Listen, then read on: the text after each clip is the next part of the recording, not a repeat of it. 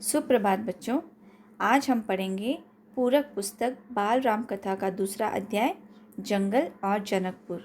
पहले अध्याय में हमने पढ़ा था कि महाराज दशरथ पुत्रेष्टि यज्ञ करवाते हैं और उनको 4 पुत्रों की प्राप्ति होती है, राम, लक्ष्मण, भरत और शत्रुघ्न।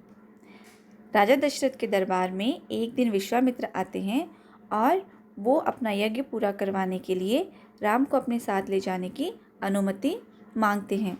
राजा दशरथ बहुत सोच विचार करने के पश्चात राम और साथ में लक्ष्मण को विश्वामित्र के साथ भेज देते हैं। आइए आगे पढ़ते हैं दूसरा पार्ट जंगल और जनकपुर। राजकुमारों का महर्षि के साथ गमन, अर्थात राजकुमार जो हैं महर्षि के साथ जाते हैं। राम और लक्ष्मण जो हैं उत्साह के साथ चलते हैं। महर्षि विश्वामित्र सरयू नदी के किनारे किनारे से होते हुए अपने आश्रम की ओर राम और लक्ष्मण के साथ चलते हैं। शाम होते होते भी राम और लक्ष्मण के उत्साह में कोई कमी नहीं होती है। वो उत्साह के साथ जो महर्षि विश्वामित्र हैं उनके पीछे पीछे जाते रहते हैं। थोड़ी देर के बाद शाम को विश्वामित्र जो है देखते हैं आसमान में कि मौसम ख़राब हो रहा है, मतलब उनको लगता है कि शायद बारिश होगी। तो इसलिए राम और लक्ष्मण को अपने पास बुलाकर कहते हैं कि रात जो है यहीं नदी के किनारे पर बितानी पड़ेगी, क्योंकि रात का समय था और इस तरह से सोना सुरक्षित नहीं था। इसीलिए जो विश्वामित्र हैं वो राम और लक्ष्मण को बला अति बला नाम की विद्या सिखाते हैं।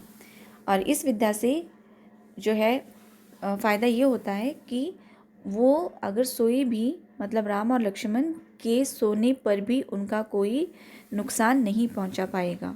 इसीलिए दोनों को ये विद्या सिखाते हैं। दूसरे दिन जो है फिर उठकर अपनी यात्रा शुरू कर देते हैं और चलते चलते फिर दूसरे दिन संगम पर विश्राम करते हैं। संगम जहाँ पे गंगा और जो सरयू नदी थी दोनों का संगम होता था, वहाँ पर विश्राम करते हैं और दूसरे दिन एक नाव से जो है गंगा को पार कर उस तरफ नदी के उस पार चले जाते हैं। नदी के उस पार एक बहुत ही भयानक सा जंगल था, बहुत घना जंगल था। बहुत सारी वनस्पतियाँ और जंगली जानवर वहाँ पे थे और जानवरों की जो है आवाज़ें आ रही थी। तो विश्वामित्र जो हैं वो उनको बताते हैं उस जंगल के बारे में कि ये जो जंगल है इसका जो नाम है वो ताड़का वन रखा गया है। ताड़का जो है एक राक्षसी का नाम था, जिस वजह से उस वन में रहने वाले जो वासी हैं वो बहुत परेशान हो गए थे। ताड़का सभी को परेशान करती थी, सबको मारती करती थी। इसीलिए जो है उस जंगल में ताड़का की वजह से, ताड़का राक्षसी के डर की वजह से कोई भी आता जाता नहीं था। तो महर्षि विश्वामित्र जो हैं राम को उसे मिटा देने का आदेश देते हैं। राम महर्षि विश्वामित्र का आदेश पाकर धनुष्य पर प्रत्यंचा चढ़ाते हैं और उसे खींचकर छोड़ते हैं। प्रत्यंचा के छूटने की आवाज़ से ताड़का उत्तेजित हो जाती है और वह क्रोध में आकर जो है राम की ओर दौड़ पड़ती है और राम पर वो पत्थर बरसाने शुरू कर देती है। राम उस पर बाण चलाने लग जाते हैं। लक्ष्मण भी निशाना साधते हैं और इस लड़ाई में राम का एक धनुष जो है वो सीधा ताड़का के हृदय पर लगता है। फिर वो वहीं पर गिर जाती है और वहीं पर जो है उसकी मृत्यु हो जाती है। तो इस तरह से जो है ताड़का का वध होता है, ताड़का राक्षसी का वध। अब जो जंगल है वो ताड़का राक्षसी से मुक्त हो चुका है और यहाँ पर जो रहने वाले जो लोग हैं, मतलब जो यहाँ पे रहने वाले जानवर वगैरह हैं और जो मुनि वगैरह हैं वो सब अब बहुत प्रसन्न होते हैं और दूसरे दिन की जो यात्रा फिर शुरू हो जाती है। अब महर्षि जो हैं राम को अपने साथ आगे ले जाते हैं सिद्धाश्रम की तरफ और सिद्धाश्रम में पहुंचकर वहाँ पर यज्ञ पूर्ण करने के लिए शुरू कर देते हैं, अपने यज्ञ की शुरुआत करते हैं।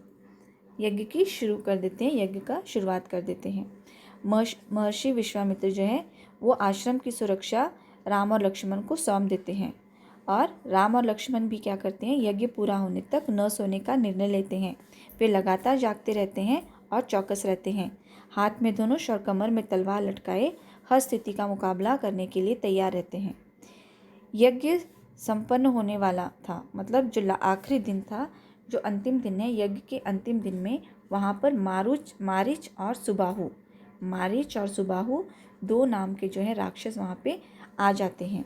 ये दोनों राक्षस जो हैं वो ताड़का के पुत्र थे, इसीलिए वो राम को मारने के लिए वहाँ पर पहुँच जाते हैं। तो मारीच सुबाहु राक्षसों के साथ राम लक्ष्मण का युद्ध शुरू हो जाता है। तब राम ने जो है मारीच को निशाना बनाया और अपने बाण से जो है वो मूर्छित हो जाता है और कहीं दूर समुद्र के किनारे जाके गिर जाता है। और जो दूसरा बाण है वो जाके सुबाहु को लगता है और वो वहीं पर ढेर हो जाता है, अर्थात सुबाहु की वहीं पर मृत्यु हो जाती है। तो इस प्रकार मारीच और जो सुबाहु हैं इनके साथ राम लक्ष्मण का युद्ध होता है, लेकिन यज्ञ में कोई रुकावट नहीं आती है और जो है यज्ञ पूर्ण हो जाता है। अब यज्ञ पूर्ण होने के बाद विश्वामित्र बहुत प्रसन्न होते हैं, दोनों को गले लगाते हैं और आशीर्वाद देते हैं। विश्वामित्र अब चाहते हैं कि राम और लक्ष्मण को मिथिला ले जाना चाहते हैं, इसीलिए विश्वामित्र जो है राम लक्ष्मण को मिथिला एक नगर था वहाँ पर ले जाते हैं। मिथिला नगर के जो राजा थे उनका नाम था जनक। तो विश्वामित्र राम लक्ष्मण को मिथिला में राजा जनक के दरबार में ले गए। वहाँ पे जो है राजा जनक जो होते हैं उनकी एक पुत्री थी सीता। तो राजा जनक सीता के स्वयंवर के बारे में जो है विश्वामित्र को बताते हैं। वो बताते हैं कि उनके पास एक बहुत बड़ा सा जो है विशाल शिव धनुष है और जो है उन्होंने ये निश्चय किया है कि जो कोई भी उस शिव धनुष की प्रत्यंचा चढ़ाएगा उसके साथ सीता का वो विवाह कर देंगे। लेकिन बहुत सारे राजा जो हैं ये करने का प्रयास करते हैं लेकिन असफल रहते हैं। तो जो महर्षि विश्वामित्र हैं वो राम को शिव धनुष उठाने के लिए, मतलब शिव धनुष पर प्रत्यंचा चढ़ाने के लिए अनुमति देते हैं। उनको कहते हैं कि शिव धनुष पर प्रत्यंचा चढ़ाओ, शिव धनुष को उठाओ। तो राम जब उसको उठाते हैं, शिव धनुष को बहुत आसानी से उठा लेते हैं और जब प्रत्यंचा चढ़ा रहे होते हैं तभी जो है वो शिव धनुष टूट जाता है। इस प्रकार राम द्वारा शिव धनुष टूट जाता है। तो राजा जनक बहुत प्रसन्न होते हैं क्योंकि अब उनको जो है अपनी पुत्री के लिए योग्य वर मिल जाता है। और इस तरह से वो अपनी पुत्री, राजा जो दशरथ हैं उनकी दो पुत्नियां थी, एक सीता थी और दूसरी जो है उर्मिला थी। और उनके जो एक भाई थे, उनके भाई का नाम था कुशध्वज। तो उनके भाई कुशध्वज की दो पुत्रियां थी जिनका नाम था मांडवी और श्रुतिकृति। तो वो चाहते हैं कि जो राजा दशरथ हैं उनके 4 पुत्रों का विवाह अपनी, मतलब इन 4 पुत्रियों के साथ करवा दिया जाए। तो इस तरह से जो राजा दशरथ को ये प्रस्ताव रखा जाता है राजा दशरथ के सामने और राजा दशरथ इसको मान जाते हैं। और अंत में जो है राजा दशरथ के 4 पुत्रों का विवाह राजा जनक और उनके भाई कुशध्वज की पुत्रियों के साथ संपन्न हो जाता है। तो बच्चों, जो राजा जनक हैं उनकी पुत्रियां और दशरथ की पुत्रों के साथ जो विवाह होता है, देखो किसके साथ विवाह होता है। राम का विवाह सीता के साथ होता है और लक्ष्मण का विवाह उर्मिला के साथ होता है। भरत का मांडवी और शत्रुघ्न का श्रुतकृति। सीता और उर्मिला राजा जनक की पुत्रियां थी और जो मांडवी और श्रुतकृति थी वो जनक के भाई थे उनके, जिनका नाम था कुशध्वज। जनक के भाई का नाम था। उनकी पुत्रियां थी मांडवी और श्रुतिकृति। तो इनके साथ जो है इनका विवाह हो जाता है। तो इस प्रकार से बच्चों इस पाठ में दशरथ पुत्रों का विवाह जनक और कुशध्वज की पुत्रियों के साथ होता है। आशा करती हूँ कि ये पाठ आपको समझ में आया होगा।